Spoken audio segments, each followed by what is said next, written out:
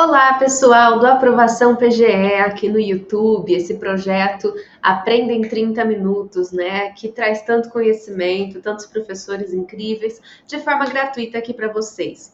Eu sou a professora Camila Sabonge e estou aqui com vocês hoje para a gente falar de processo do trabalho, pessoal.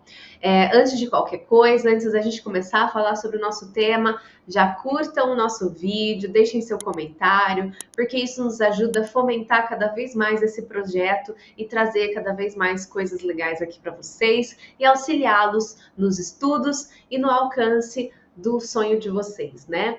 Muito que bem. Hoje a gente vai continuar falando sobre a teoria da ação, né? As condições da ação e vamos passar para os pressupostos processuais, né? E também vamos falar um pouco sobre cumulação de ações, os elementos da ação. Então, nós continuaremos falando do direito de ação e todos os seus elementos, né? Os elementos desse direito de ação, da ação em si, do processo, ok, pessoal? O que acontece é que no nosso bloco anterior, e inclusive se vocês perderam o nosso bloco anterior, já vão lá, assistam esse bloco antes de vir para esse. No nosso bloco anterior, no nosso bloco 1, nós falamos de todas as teorias da ação. Passamos por todos os elementos, todas as teorias nas quais a ação, o direito de ação era vinculado ao direito material, e depois ele foi desvinculado de forma abstrata completamente, mas depois nós tivemos a inclusão da teoria eclética, né, com as condições de ação, e depois nós passamos para a análise dos elementos de ação, vimos as diferenças do CPC anterior para o novo CPC, o CPC de 2015, então nós vimos várias questões extremamente relevantes no nosso bloco anterior, então não pulem esse bloco antes de vir para esse aqui, tá? E no bloco de hoje, como no bloco anterior a gente já estava ficando com 40 minutos de aula, então já estávamos estourando o nosso tempo, ficou um slide em específico para a gente debater hoje, que ainda fala sobre a questão das condições da ação. Lembrando, pessoal, que as nossas condições da ação, que são previstas no CPC de 2015, é o interesse de agir e a legitimidade para ser parte, tá, pessoal? Essas duas condições de ação são as condições que doutrinariamente se entende como condições, apesar do nosso CPC de 2015 não falar expressamente em condições da ação, mas o CPC ele prevê sim a necessidade de que a ação tenha essa legitimidade, as partes tenham legitimidade e que também haja um interesse de agir aí, tá, pessoal? Mas isso a gente já viu de forma muito esmiuçada, detalhada no nosso último slide, nosso último bloco, inclusive, mas aí ficou esse nosso último slide para analisar hoje, porque a gente não tinha falado sobre a questão do momento de se verificar essas condições da ação. Nós já tínhamos falado da teoria da asserção, que significa que nós vamos analisar as condições da ação a partir do que a parte autora descreve na petição inicial. Isso por quê? Porque nós não vamos ter uma instrução, nós não vamos nos utilizar da instrução processual, da produção de provas, do contraditório da contestação para analisar as condições da ação, porque as condições da ação elas têm que ser analisadas antes para que posteriormente nós venhamos a analisar o mérito. Então, como é uma análise prévia, antecipada, nós fazemos essa análise de acordo com o que é descrito na inicial, como se tudo aquilo que foi descrito na inicial fosse verdadeiro. Partindo do pressuposto que todas aquelas afirmações são verossímeis, nós vamos fazer uma análise se as condições estão ou não presentes naquele momento. Mas e depois, de acordo com toda a instrução, eu vejo que, na verdade, aquela parte ré, ela não vai ter que cumprir aquele direito por causa de determinada prova, nananana. Tudo bem, não tem problema, porque aí já é uma análise meritória, tá? A análise das condições da ação é para conseguir entender se aqueles requisitos estão ali presentes, se aquela ação ela pode continuar o seu curso para que ela se desenvolva a fim de que eu consiga ter uma sentença resolutiva do mérito, tá? Seja para procedência, seja para improcedência. Só que, pessoal, não é isso que a gente vai analisar aqui. O que a gente vai analisar aqui é o seguinte: Quando que as condições da ação elas têm que estar presentes no processo? Elas têm que estar presentes no processo desde a inicial? E se porventura ao longo do processo a condição ela começa a existir? Então ela não existia na inicial, mas aí no desenrolar do processo a condição vem a existir. Eu tenho que deixar de analisar o mérito porque desde a inicial essa condição não existia? Ou, outro exemplo, aquela condição da ação ela existia na inicial, mas ela deixa de existir no curso do processo. Então, por exemplo, uma parte não era legítima, passa a ser legítima, ou uma parte era legítima e deixa de ser legítima ao longo do processo. Então, assim, quando que eu vou, qual é o termo, o ponto de análise temporal que eu vou ter que levar por base para entender se as condições da ação estão presentes ou não estão presentes? É isso que a gente vai responder aqui nesse nosso slide, nessa nossa aula, nesse primeiro momento, pessoal. As condições de ação, elas vão corresponder a uma matéria de ordem pública. Isso significa que elas são tão relevantes que elas não dependem da alegação da parte. Explico. Não depende que uma parte diga, juiz, a legitimidade não está presente para que o juiz possa analisar essa legitimidade. O juiz, observando que aquela legitimidade não está presente naquele processo, independentemente da parte alegar, ele pode conhecer de ofício. Isso porque nós temos aí uma matéria de ordem pública, é um interesse que transcende as próprias partes, é uma questão que não precisa ser alegada pelas partes para ser reconhecida, tá, pessoal? Então, inclusive, né, além de ser reconhecida de ofício, pode ser reconhecida em qualquer grau de jurisdição, tá? Então, em qualquer momento eu posso reconhecer se aquelas condições elas estão presentes ou não. Nos casos em que elas não estiverem presentes, o processo ele é extinto sem resolução de mérito devido à carência da ação, tá, pessoal? Então, a qualquer momento, inclusive de ofício. Agora, e se as condições surgem ou deixam de existir ao longo do processo? Como que vai acontecer isso, pessoal? Aí a gente tem que observar o seguinte, que o CPC de 2015, ele reforça a tese de que as condições da ação, elas podem surgir ao longo do processo. Por quê? Porque no artigo 4º é consagrado o princípio da primazia da decisão de mérito. Então, é estabelecido pelo CPC que as partes têm o direito de obter em prazo razoável a solução integral do mérito, incluída a atividade satisfativa.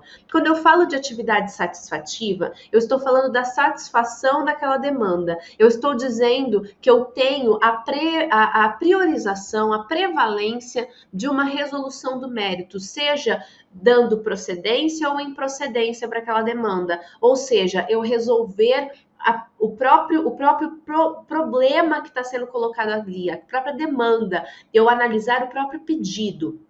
Quando eu faço uma extinção sem resolução de mérito em razão da carência, quando eu digo que não tem as condições da ação, eu impeço que o mérito seja analisado. E isso vai contra a sistemática do CPC. O CPC de 2015, ele traz vários mecanismos pelos quais nós temos a prevalência da decisão de mérito, ou seja, toda vez que eu tiver a possibilidade de resolver um problema processual, um problema formal e conseguir chegar na conclusão daquele mérito, o CPC ele vai dar possibilidades para que isso seja feito. Então, toda essa sistemática, ela faz com que numa interpretação principiológica, né, axiológica do próprio inclusive sistemática, né, do CPC, faça com que as condições da ação elas possam ser reconhecidas quando, veja bem, elas não estavam presentes no início do processo, então às vezes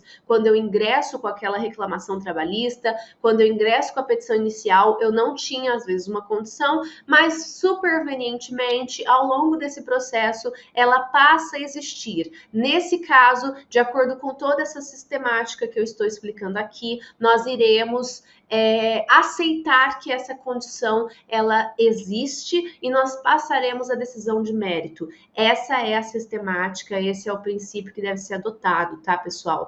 Desse modo, o juízo deve ter sempre um objetivo de se alcançar essa decisão meritória, tá?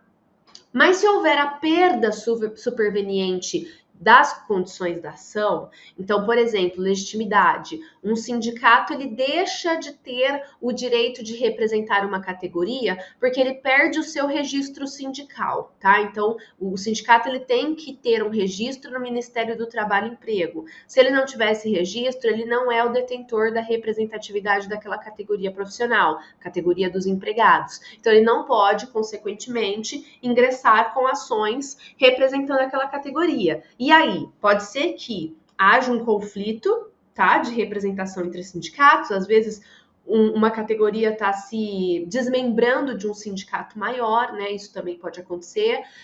Então, às vezes, ao longo do processo, acontece esse desmembramento e o sindicato perde a representatividade daquele nicho da categoria que passa a ser específico e ter um sindicato próprio. Nesse caso, o juiz, observando que houve essa perda de legitimidade, ele terá que reconhecer a carência da ação e extinguir o processo sem resolução de mérito. Então, pessoal, o que acontece? Em resumo aqui, o que eu estou dizendo para vocês? O momento de se verificar a condição da ação, ele pode acontecer em qualquer momento. É uma matéria de ordem pública, tá? Pode ser reconhecida de ofício pelo juiz. Na verdade, deve ser reconhecido de ofício pelo juiz, tá? Em qualquer grau de jurisdição. Se houver a carência e passou-se a ter a condição da ação preenchida, então não tinha legitimidade ou interesse, passou a ter, eu vou reconhecer que essas condições estão preenchidas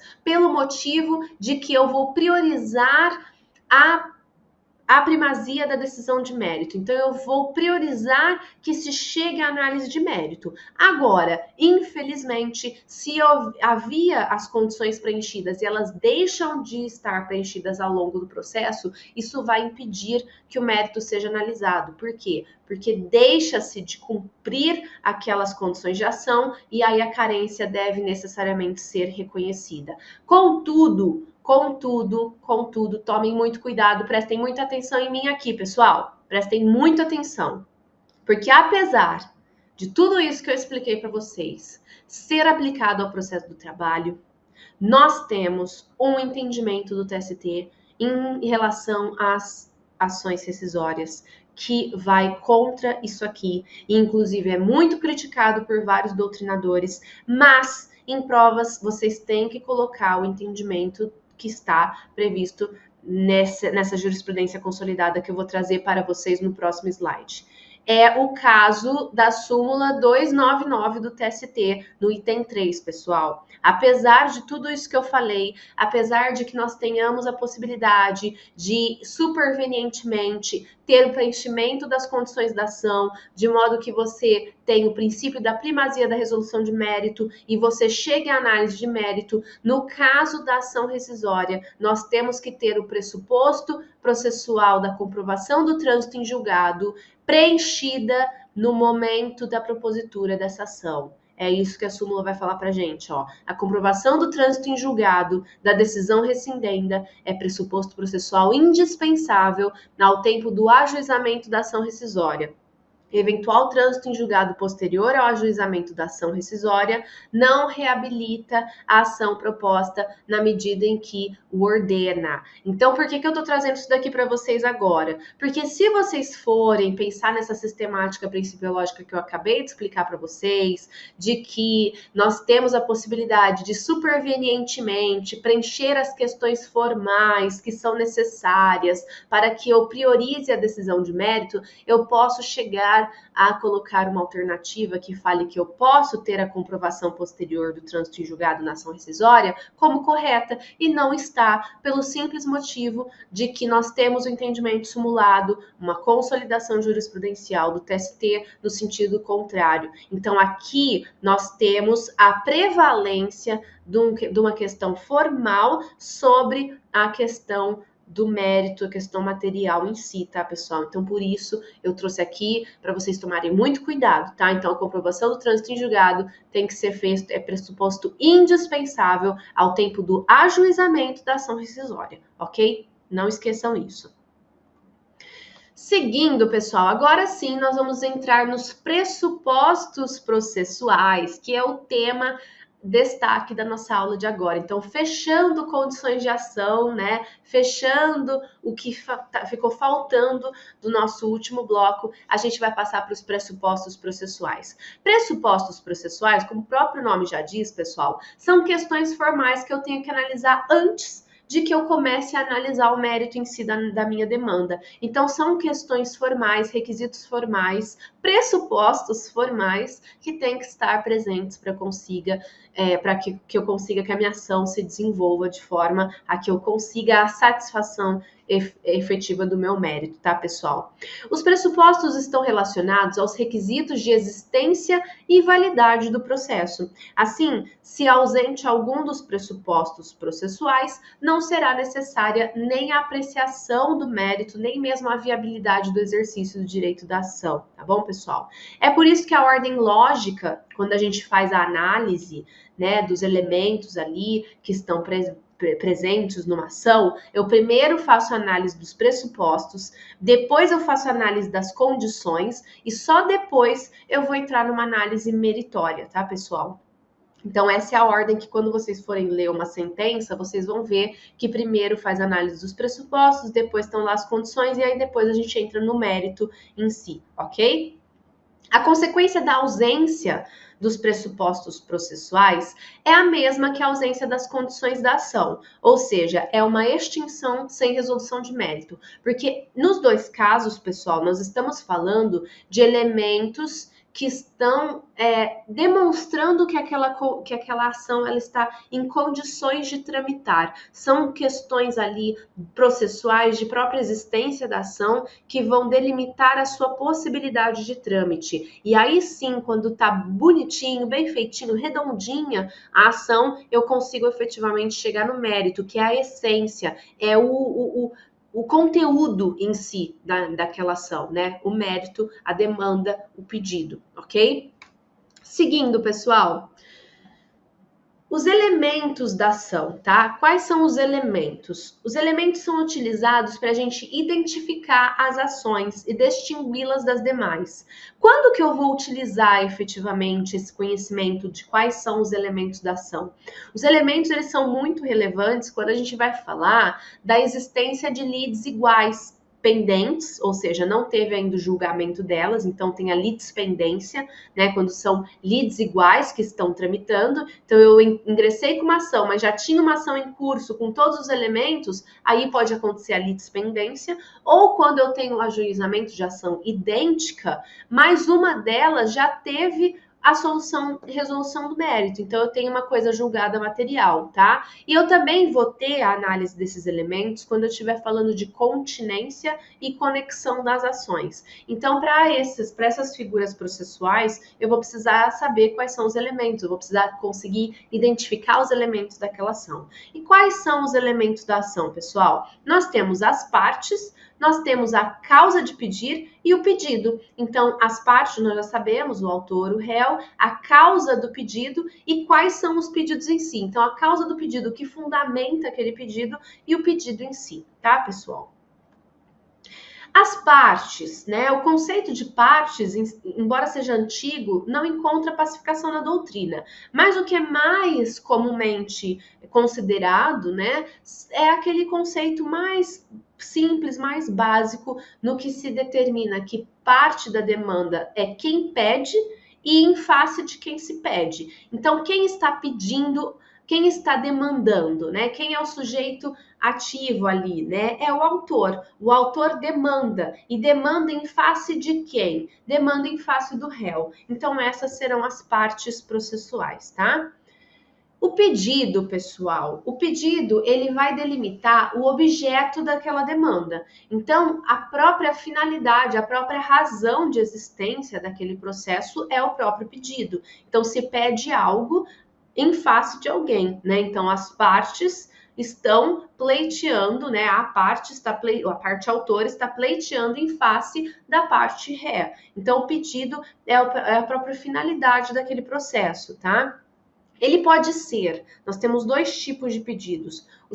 O pedido imediato, que ele representa o provimento jurisdicional pretendido sobre a ótica processual, ou seja, é a condenação, a declaração, o acautelamento. Então, é aquela resposta jurisdicional. Eu peço para o Estado me dar uma resposta. E o pedido mediato, que é aquele pedido materialmente falando em si, é o bem da vida pretendido. Então, eu peço para que o juiz, né, o Estado, na força, no poder jurisdicional, ele me conceda, né, uma resposta tutelando, abarcando, dando provimento para que eu satisfaça o meu pedido mediato, que é o bem da vida que eu estou pretendendo. Então, sobre uma ótica material, eu vou pedir ao Estado que me conceda, por exemplo, o provimento, o deferimento do pagamento de verbas trabalhistas, a condenação do autor ao pagamento de indenizações a título de dano moral. Então, esses são os bens da vida que eu estou pleiteando, tá, pessoal? Aí, pessoal, lembra que a gente falou da questão do princípio da inércia lá no comecinho, na nossa aula anterior? A gente falou o seguinte, ó, lembrem comigo. O direito da ação, pessoal, ele é importante, ele é relevante. Por quê? Porque o Estado ele tem que permanecer inerte. O Estado ele vai ficar lá aguardando que eu demande ele. E por que eu vou precisar demandar o Estado, pessoal? Porque nós temos uma organização da sociedade no sentido de que para uma pacificação social, os cidadãos eles não podem fazer justiças com as próprias mãos. Consequentemente, o Estado ele tem um poder-dever, que é o poder-dever de exercer a jurisdição, que significa que ele, quando demandado pelas partes, ele tem que dar uma resposta àqueles impasses sociais que são gerados em razão desse convívio social. Agora, o Estado, ele vai ficar parado, ele não vai exercer o poder-dever jurisdicional, a não ser que eu vá lá e instigue ele. E quando eu instigo ele, eu estou falando assim, Estado, eu tenho um direito material, eu entendo que eu preciso que esse direito seja tutelado. Então eu vou exercer o meu direito de ação e eu vou instigar você a me dar uma resposta. Então nós temos o princípio da inércia do Estado, o Estado fica lá paradinho para responder ao que ele foi instigado. Ele só vai responder se ele for instigado. E ele vai responder, pessoal, olha só. Ele vai responder exatamente nos limites do que ele for instigado.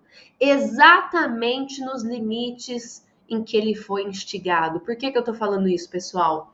Porque o juiz, representando esse Estado no exercício do seu poder jurisdicional, ele fica adstrito aos pedidos da inicial, e isso está intimamente ligado ao princípio da inércia, porque o Estado ele só responde se ele for instigado, e ele responde nos limites que ele foi instigado. Vocês conseguem entender isso, pessoal? Então, consequentemente, se o Estado representado pelo juiz, ele não respeita os limites, a adstrição do pedido, ele pode gerar o quê? Um vício. A sentença que não respeita os limites do pedido, ela pode gerar vícios, tá, pessoal?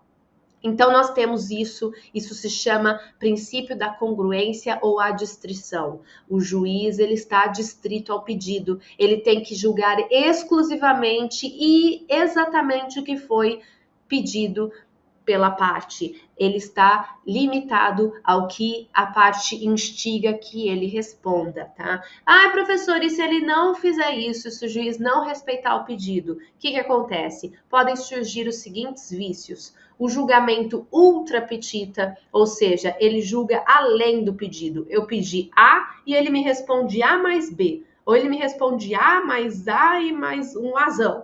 né? Então ele responde muito mais do que se A. Então é um julgamento ultra petita, tá? Julgamento citra petita, aquém do pedido. Eu pedi A e B, ele só me respondeu A. Então faltou B, ele não respondeu tudo que eu pedi, tá? Então é o julgamento citra petita. E nós temos o julgamento extra petita. Eu pedi A, ele foi lá e me deu Y. Eu nem pedi o Y e ele também nem me deu o A. Então houve totalmente uma incongruência entre o que foi pedido e o que foi respondido. Então esse é o julgamento extra petita, tá, pessoal? Então isso significa que não houve o respeito ao princípio da congruência ou da adstrição, ok? Seguindo, pessoal, nós temos aqui a causa de pedir. São fatos e fundamentos jurídicos que dão suporte ao pedido, sendo tradicionalmente divididos em causa de pedir próxima, tá? E causa de pedir remota. A causa de pedir próxima consiste nos fundamentos jurídicos, ou seja, na tese jurídica, o enquadramento jurídico que embasa o pedido. É o porquê do pedido em si. E a causa de pedir remota corresponde aos próprios fatos, isto é, a própria história descrita na inicial. E aí tomem muito cuidado aqui, pessoal, muito cuidado, ó. Porque o artigo 840, parágrafo 1º da CLT, ele vai falar o seguinte, pessoal, que apenas se exige a breve exposição dos fatos na inicial trabalhista. Mas a doutrina majoritária trabalhista, ela entende que é necessário que você traga uma fundamentação jurídica na petição inicial, tá? Porque a fundamentação jurídica significa o seguinte, significa que você fala, ó, aconteceu isso, e eu acredito que eu tenho o direito a isso aqui. Então, ó, eu não tive assinatura da minha carteira, mas eu entendo que há necessidade da minha assinatura da carteira.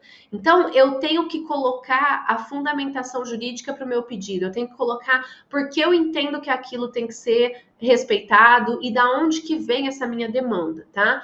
Pois identifica a própria demanda quando você coloca o direito que você entende que você tem, né? Permitindo o seu próprio exame. Então, a delimitação daquele pedido acaba esbarrando não só na descrição dos fatos em si, como também no que você espera, né, no que você entende que é o seu direito e, consequentemente, numa fundamentação jurídica, tá? Agora, de uma análise gramatical, de uma análise literal do artigo 840, parágrafo 1º da CLT, o que se entende é que você só precisa fazer uma exposição dos fatos e explicar expressamente o que aconteceu, tá? Mas a doutrina majoritária entende que nós temos que fazer uma análise finalística, né, e sistemática do ordenamento, no sentido de que uma fundamentação jurídica ela é necessária para que você consiga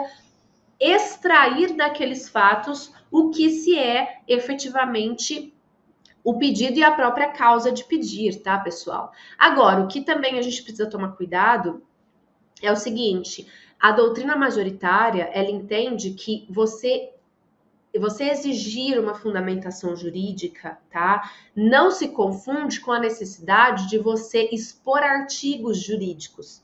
Você dizer por que você entende que aquele pedido ele é necessário e ele é direito de quem está demandando, daquele autor, não significa que você tem que colocar com fulcro no artigo tal, com base no artigo tal, com base na lei tal, com base... Não é isso, tá? Isso significa que você não precisa expor a fundamentação legal, tá? Então, isso, a fundamentação legal, o entendimento e a análise do próprio ordenamento jurídico como um todo, isso fica a cargo do juiz da causa, decorrente do princípio do iure nobis curia, inclusive em razão da própria simplicidade do ordenamento e do processo trabalhista, não seria cabível você ter essa exigência demasiada do conhecimento jurídico da parte, inclusive, hipossuficiente, que muitas vezes é o autor, o reclamante, que é o trabalhador, tá, pessoal? Então, o dever do magistrado é o conhecimento da norma jurídica a ser aplicada, tá? Classificação das ações, pessoal. Agora a gente vai falar, ó, como que a gente pode classificar as ações, quais são os tipos de ação que podem acontecer. Nós temos aqui, num primeiro momento, uma classificação mais básica, tá? Clássica, que é a baseada na tutela jurisdicional pretendida, que dividia os processos em conhecimento e executivos, tá? Os processos executivos e os processos de conhecimento. Os processos de conhecimento eram os que tinham que reconhecer ou certificar a existência de determinado direito. E os executivos buscavam a efetivação desse direito, a efetivação do que já era reconhecido.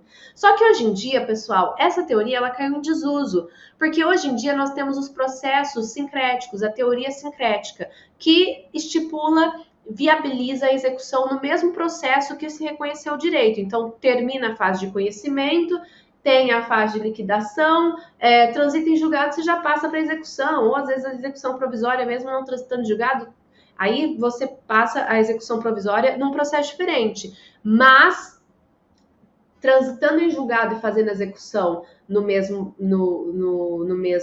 processo, você já pode fazer tudo nos mesmos autos, né? Então, você não tem a necessidade de abrir um novo processo para isso, tá? Então, você viabiliza a execução no mesmo processo, o que faz com que você não tenha mais a necessidade de dividir, de estabelecer tanto essa distinção, né, entre processo de conhecimento e processo executivo, tá? Baseada no objeto pretendido, aí sim nós temos outra classificação, né? Baseada no objeto pretendido pelo autor na demanda. Nós temos as demandas, os objetos, a pretensão do autor, quando ela é meramente declaratória, ela pode ser também uma ação constitutiva e pode ser uma ação condenatória, tá? A meramente declaratória, pessoal, ela objetiva unicamente declarar a existência ou inexistência de uma relação jurídica, existência ou inexistência de um documento, tá? E elas são imprescritíveis. O exemplo mais clássico que a gente tem na área trabalhista é o reconhecimento do vínculo empregatício, inclusive podendo ser, às vezes, essa demanda feita na Justiça do Trabalho, quando o trabalhador ele quer o reconhecimento daquele vínculo para depois ir lá no INSS pleitear uma aposentadoria. Então, às vezes, ele só quer que se reconheça o vínculo, só para contar tempo de trabalho para que ele consiga se aposentar, tá, pessoal? Aí nós temos as ações constitutivas, que aí eu quero que se reconheça, eu quero que crie, modifique, extingue uma relação jurídica. Então, eu tenho a necessidade de que um ato seja constituído. Então, um exemplo clássico, né, é o inquérito de apuração de falta grave. Então, às vezes eu tenho lá um trabalhador que ele tem estabilidade, como, por exemplo, dirigente sindical, e ele exerceu uma falta grave. Só que para conseguir desconstituir essa estabilidade e conseguir dispensar esse trabalhador, eu preciso ingressar com uma ação que se chama o inquérito de apuração de falta grave, ação de inquérito de apuração de falta grave, para que o magistrado diga, olha, realmente essa ação é uma falta grave e que aí eu vou poder dispensar esse trabalhador. Porque se eu não tiver o reconhecimento dessa falta grave, eu não posso dispensá-lo em razão da estabilidade, tá, pessoal? Então, nesse caso, é um exemplo muito clássico de ação constitutiva na área trabalhista, tá? E nós temos a ação condenatória. Visa a tutela prestacional por meio de uma obrigação de fazer, de não fazer, de dar coisa, busca-se a condenação e também o cumprimento. Essa daqui é a mais comumente vista na área trabalhista. É quando você tem, por exemplo, o pedido de uma obrigação de fazer, assinar a CTPS, uma obrigação de não fazer. O Ministério Público do Trabalho, ele ingressa com várias ações civis públicas pedindo para que empresas não mais exerçam ilícitos. Então, por exemplo, não colocar trabalhadores em condição análoga de escravo. Então, é uma obrigação de não fazer, uma ação condenatória. E nós temos obrigações também de dar coisa ou de pagar, né? Então, condenação no pagamento de horas extras, né? Condenação no pagamento de verbas rescisórias, condenação no pagamento de verbas salariais, né? Então, o mais comumente observado em questão de volume, né, de quantidade, são as ações condenatórias, tá, pessoal?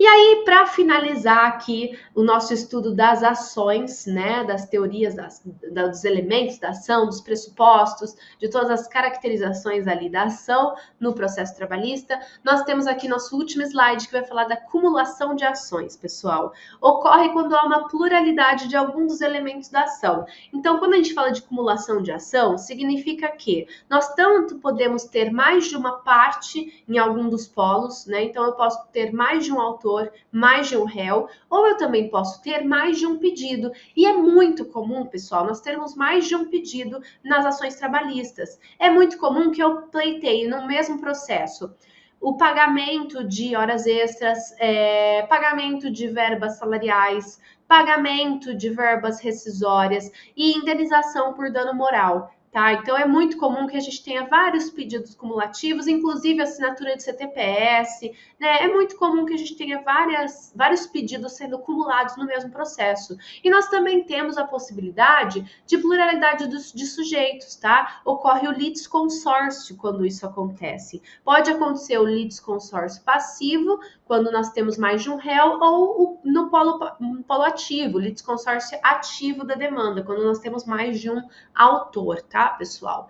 Então, com isso, nós terminamos o nosso último bloco sobre a ação, né, o direito de ação trabalhista. Eu espero que vocês tenham gostado e eu fico aqui ansiosa para o nosso próximo encontro, para a gente continuar falando ou de direito material do trabalho ou de processo do trabalho. Até mais, pessoal, e bons estudos!